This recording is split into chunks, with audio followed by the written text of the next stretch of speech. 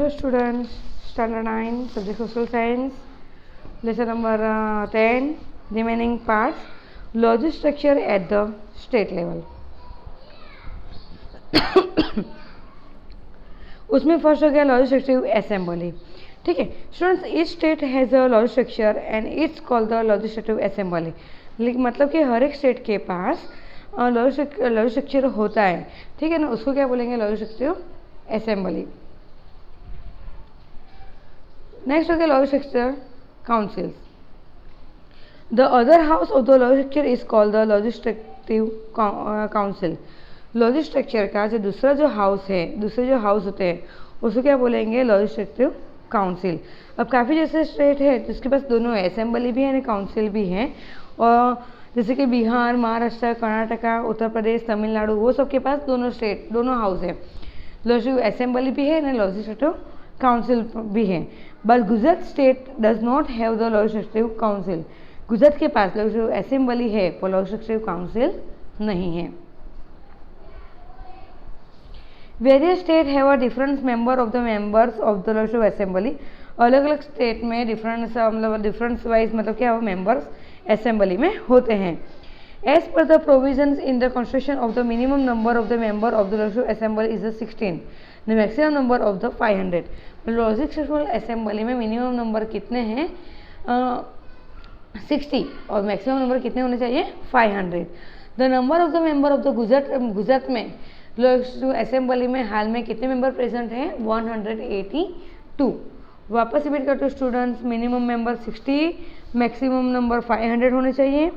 And Gujarat में कितने member है? 182. अब इसको लॉजिस्टिव असेंबली में या काउंसिल में अगर मेंबर बनना है तो उसके अंदर कौन सी क्वालिफिकेशन होनी चाहिए? तो सबसे पहले वो इंडिया का सिटीजन होना चाहिए. सेकंड, उसकी एज 25 या उससे ज़्यादा होनी चाहिए. प्लस उसका दिमाग मतलब कि परफेक्टली होना चाहिए, वो क्रिमिनल नहीं होना चाहिए. ठीक है. और उसका टाइम पीरियड, लॉजिस्टिव टाइम पीरियड कितना है? लॉजिस्टिव असेंबली जो है वो मतलब परमानेंट हाउस नहीं है. उसका टाइम पीरियड कितना है? 5 साल का है. 5 साल के बाद लॉजिस्टिव असेंबली क्या होती है? डिसॉल्व हो जाती है. और कोई भी केस में अगर गवर्नमेंट को लगता है कि उसको मेरे को 1 साल बढ़ाना है स्टूडेंट्स, तो उसको गवर्नमेंट क्या कर सकते हैं? प्रेसिडेंट्स की परमिशन से मतलब उसको क्या कर सकती हैं? बढ़ा सकती हैं. The member of the legislative council are the elected from the among the institute of the local self government. मतलब ये जो मेंबर है उसको मतलब कि फाइनल मतलब इलेक्ट कौन करता है? तो कोई लोकल सेल्फ गवर्नर्स हो गया, रजिस्ट्रेशन ग्रेजुएट हो गया, teachers of the secondary and higher secondary हो गया. वो सब लॉजिस्टिव असेंबली के मेंबर को क्या कर सकती है? इलेक्शन मतलब चूज कर सकती है. वही लॉजिस्टिव काउंसिल का जो मेंबर है उसमें क्या है? सबसे पहले तो वो अपने क्या होना चाहिए? इंडियन सिटीजन होना चाहिए. उसकी एज 30 या उससे ज़्यादा होनी चाहिए. सेम दिमाग से मतलब वो प्रॉपरली होना चाहिए, कोई क्रिमिनल नहीं होना चाहिए. ठीक है. अब स्टूडेंट्स नेक्स्ट हो गया executives. The most effective central organ of the government is the executives. ठीक है. मतलब कि गवर्नमेंट का सौથી मतलब कार्यशील और प्रभावशाली अगर जो कोई है तो वो कौन सा है? एग्जीक्यूटिव्स.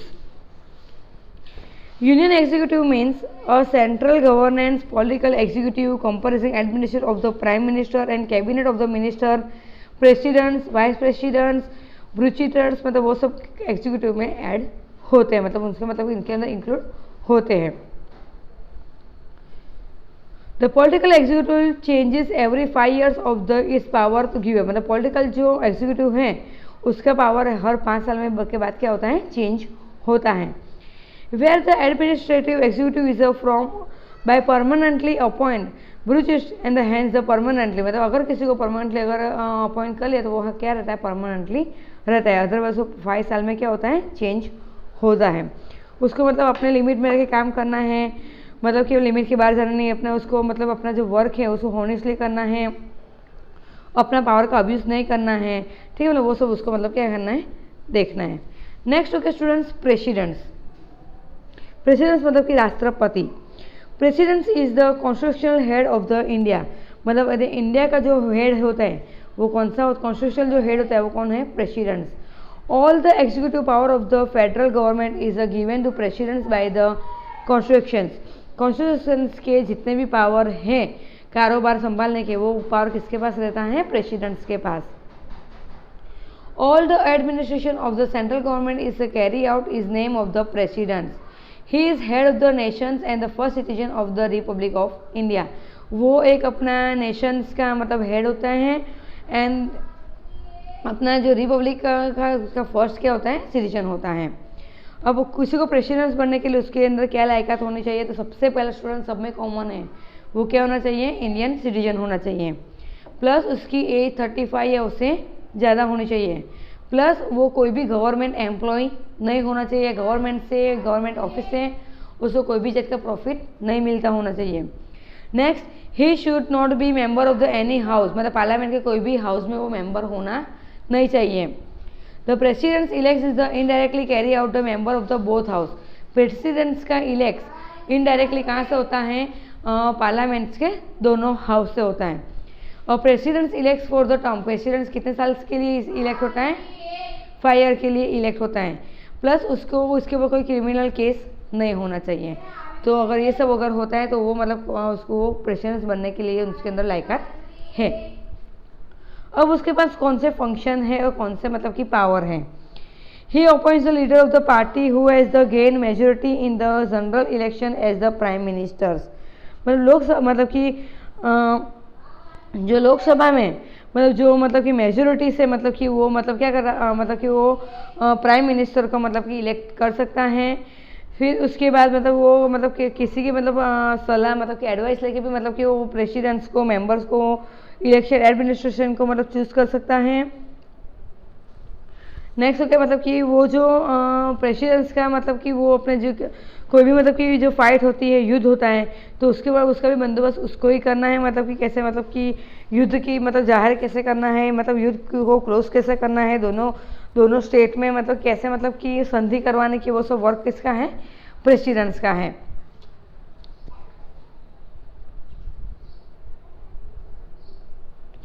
नेक्स्ट हो गया vice presidents.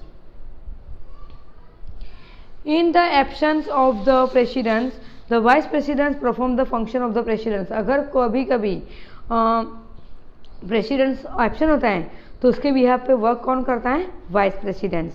The vice president elect in the carry out by the both, मतलब वो भी मतलब सेम दोनों हाउस से ही मतलब वो इलेक्शन, दोनों जो हाउस है पार्लियामेंट के, उससे मतलब वो क्या होता है? इलेक्ट होता है. उसका भी टर्म कितना है? 5 ईयर का है. The vice president is the chairman of the Rajya Sabha. वो वाइस प्रेसिडेंट कौन बनता है? जो राज्यसभा का जो चेयरमैन है वही वाइस प्रेसिडेंट बनता है. The president submit the registration of the the president submits his resignation of the vice president. मतलब जो अगर प्रेसिडेंट्स को अपना रेजिग्नेशन देना है तो अपना रेजिग्नेशन वो किसको देगा? वाइस प्रेसिडेंट्स को देगा. उसके बाद स्टूडेंट्स हो गया prime minister. The prime minister is the real head of the central government. Central government का अगर जो कोई रियल हेड है तो वो कौन हो गया? Prime minister. जैसे अपना कौन हो गया? Modi. The prime minister is the head of the party of who has the achieve the majority in the general election. तो मतलब जो प्राइम मिनिस्टर है वो जनरल मेजोरिटी में मतलब जो इलेक्ट होता है उसका मतलब क्या होता है? हेड होता है. He appoint formally by the president, मतलब वो ज़्यादातर अपॉइंट उसको कौन करता है? प्रेसिडेंट अपॉइंट करता है. The minister to the cabinet are the appoint per the council of the prime minister. He distributes the portfolios, मतलब वो पोर्टफोलियो को क्या करता है? सबके बीच में और डिस्ट्रीब्यूट करता है. इस तरह से मतलब वो प्रेसिडेंट्स हो गया, अदर मतलब एग्जीक्यूटिव हो गया, उस तरह से वो लोग क्या करते हैं? वर्क करते हैं.